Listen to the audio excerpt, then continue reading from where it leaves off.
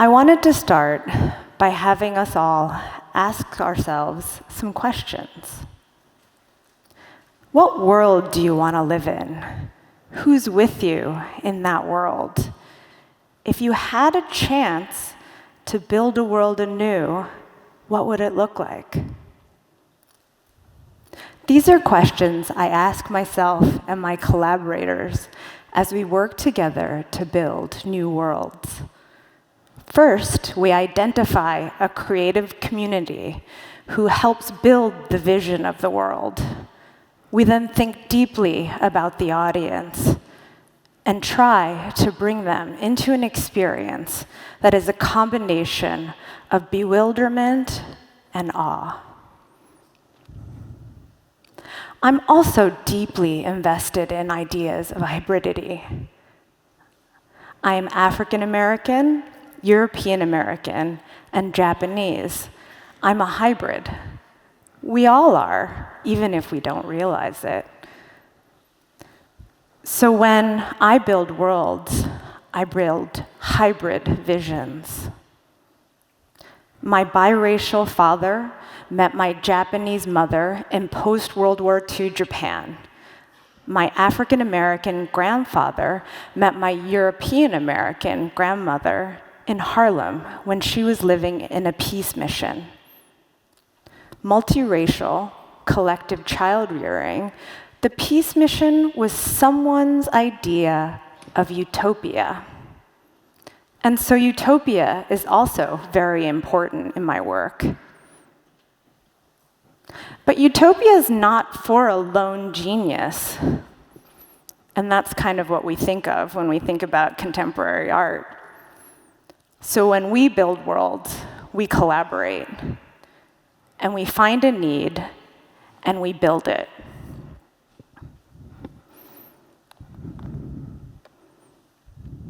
So let's move into the first project. In 2008, anthropologist Rachel Lears and I invited friends and neighbors to 2 studios in Washington Heights and Harlem. This is the 2 of us taking photos of ourselves at Kmart.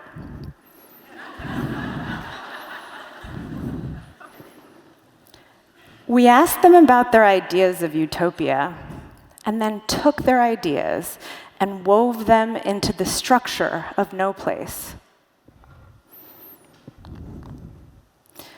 People kept bringing up ideas about the environment, flexible racial and gender expression.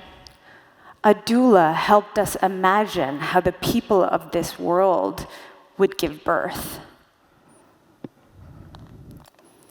They became interspecies plant humans who change gender and color and transform our refuse into usable technologies. Discovered through a portal, of course, in Queens.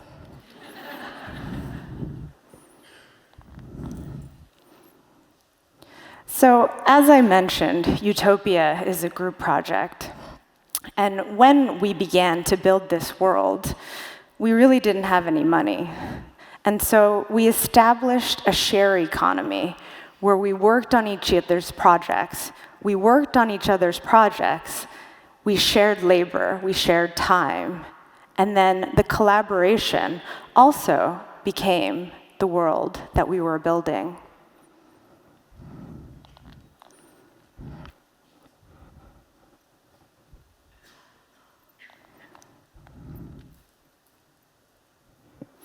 By now, you might have kind of gotten the point that I'm pretty into speculative fiction.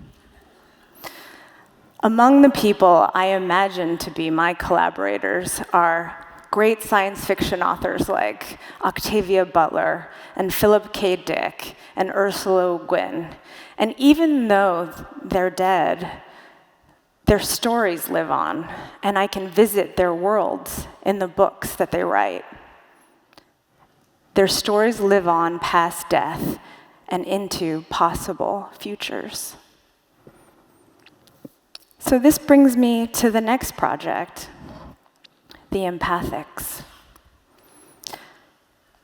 If No Place was about collective visions of utopia, the empathics is about how people make those visions real, how they bring them into the world. So the empathics establish an institute of empathy, and they find bones in the woods of upstate New York, which causes them to metamorphose. The first physical state of becoming an empathic is to develop a second head. Once they develop this second head, or a state of two-ness, they go through something called utopia conjuring therapy. And they have lucid dreams. And in those lucid dreams, they have visions. Those visions are then painted as visionary images, paintings. These are pages from the book, Empathetic Plant Alchemy. And then they enact, they do the things that they see. So the things that they dream about, that they go through utopia conjuring therapy to experience, they then start to do. Here is a reconstruction of their Institute of Empathy, where they sell relics of themselves to perpetuate the research of their institute.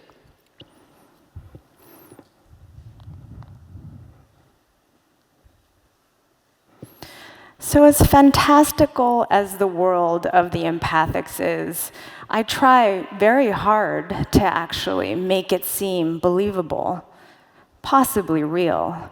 So I love it when I hear audience members say, "When did this happen? Is this real? When was this discovered?" Many of my exhibitions are in the context of museum spaces, and I try to use museum display techniques to get people on board with the fiction. Knowing that viewers had this curiosity, I then thought to myself, well, how can gallery goers become users of the empathic experience?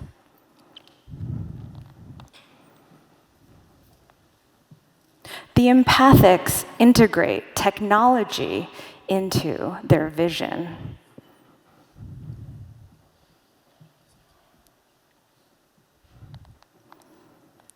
And they establish a corporation called Kymatech to market their interspecies hybridization around the world.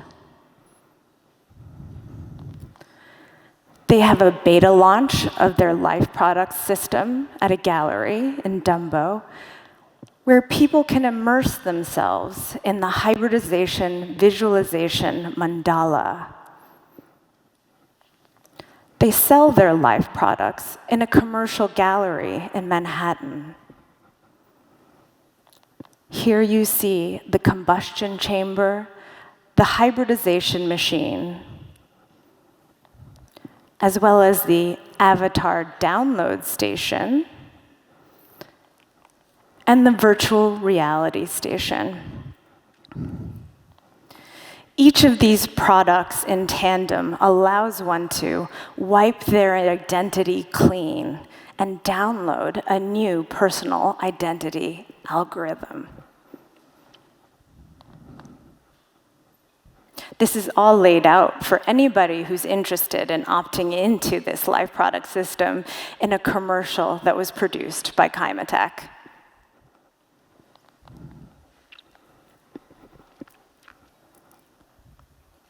So the next project is called KymaCloud.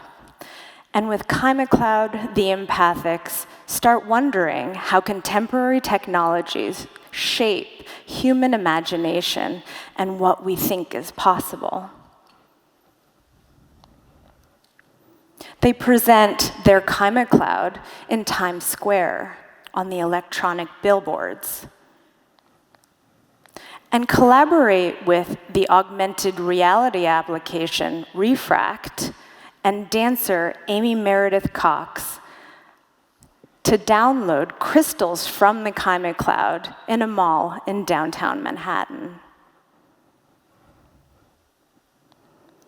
Their most recent endeavor is to build something called the Visionary Reality Outpost, and they're looking for sites right now where they can break ground.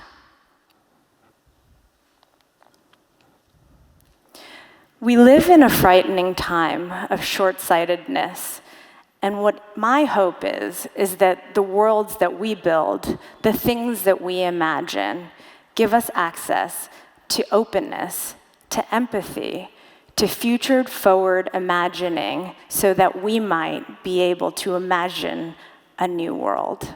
Thank you.